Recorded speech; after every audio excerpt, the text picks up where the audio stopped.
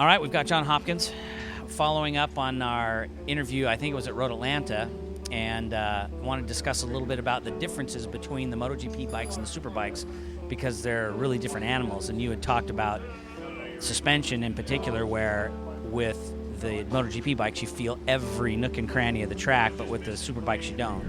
Yeah, definitely. I mean, everything's a lot more kind of wallowy on the Superbike. With the MotoGP bike, it's just basically, the comparison is like racing a Ferrari against a Cadillac, you know. I mean, a lot more wallowy, moving around. Biggest part in it is Bridgestone tires in comparison to the Dunlop tires. Dunlop tires, they like to slide, they move around a lot. They're a lot more kind of forgiving. You slide the front, and you can kind of figure out where the limit is and stuff, whereas Bridgestone, it's like rock hard. Things just solid. It sticks like crazy, massive amounts of edge grip. But, there's no sliding with the Bridgestone. When that thing goes, man, it's unsavable. It just goes. There's no warning. There's no nothing. You're just on your head. Yeah, definitely. Because there's no actually having a big front end slide and then saving it like you could with the Dunlop tires for sure. So with the Superbike chassis, is it just stiffness? Like the MotoGP chassis are so rigid, and the Superbike chassis, because it's a production bike, are just a little more forgiving in that? Yeah, definitely. It's the MotoGP bikes are definitely just a lot more rigid. In fact, Superbikes are just so much more heavier, so I just don't think you could even get that kind of rigidness on the frame, because it'd probably end up snapping the thing with the amount of force and the amount of weight in the engine comparison to the MotoGP engine that are so much more lighter. I think you'd end up, if you put that kind of rigidness on a Superbike, the thing would just crack. Right. But even the Superbikes here are way different than in comparison to what the World Superbike specs bikes are. Yeah, because you've ridden those too. Yeah.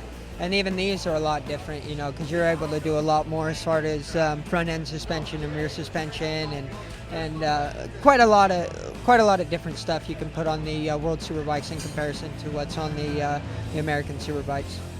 And then what about riding style? It's, from what we read, it's a little bit more of corner speed on the GP bikes and not so much trying to use the power to drive. It's not a stop and point and shoot kind of thing, but here it is. Yeah, well, Superbike's definitely more of like kind of a point and shoot thing. You get it in on the brakes. You want to make sure you're turned early enough, get the thing picked up, and you hold a lot less lean angle. Once again, that goes to the Dunlop tires in comparison to the Bridgestones, and just the rigidness of the bike. I was dragging my elbow easy on the MotoGP bike quite often, whereas it's a lot more difficult on normal, semi-grippy circuits here. Okay, I had one last great question, and it was really brilliant. The traction control, because you guys can utilize that really well on the edge of the tire, right? Whereas here you have a form of traction control, but it's not like the kind you could dial in corner per corner over there. I'm not sure. We've been trying to get our traction control to work. We can't seem to get it figured out, so I haven't even been running it on this. Whereas MotoGP, that thing's just, they're 100% electronics. It got to a point my last few years in the MotoGP where we're doing more work with the data acquisition guy than we were with the actual crew chief. We're actually setting up the bike purely by the computer and the specs during the computer, which I don't know, if some teams, we have a little bit, we don't have any wheelie control or anything like that. So, I've basically just been turning it off. So, I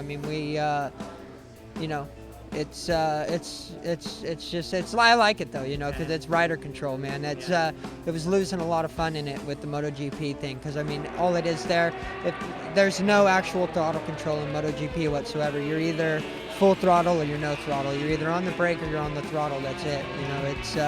And when you're not actually even spinning the thing up, you're just pure wide open, and the traction control just takes over. Whereas here, it brings back the fun into it. You can spin it up. You go half throttle to full throttle. And, it's brought a lot of the fun back not having the traction control for sure.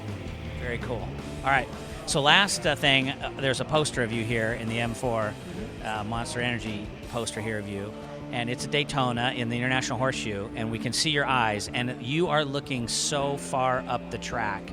And I guess are you at the apex yet, or coming out? No, that's just at the apex, if not maybe split second just after the apex. So you're not looking like at your corner exit like the outside curbing. You're looking way up, like almost for the next turn or whatever. Yeah, exactly. I'm already looking at the kink, even when I'm in mid-apex of the International Horseshoe. You always gotta put your focus way up ahead of you for sure. Very cool. So, like, going into a turn to the apex, then, when would you stop looking at the apex? Before you even turn in, or just after you turn in, or? Just as you're turning in. I mean, it's more if you keep your eye straight on the apex all the way up until you're braking until you let off the brakes, and then it's more of kind of a head jerk where you then look up, hit the apex, and then you look way ahead of the corner. But you never want to look towards the outside of the track, because if you want to look at the outside of the track, you're going to end up there. You always want to, keep your focus way ahead of you, and that way, you can't fixate. If you fixate on the edge of the track, you're going to end up getting out to the end of the track way too quick, and then you're going to end up chopping the throttle, which is going to screw up your whole corner exit. So you never want to fixate on the outside of the track. Always want to be looking way beyond it. Sweet. Okay, last question. The wrist going okay? We're going to see you back. Any prognosis on that? In a more than perfect world, it could be Laguna.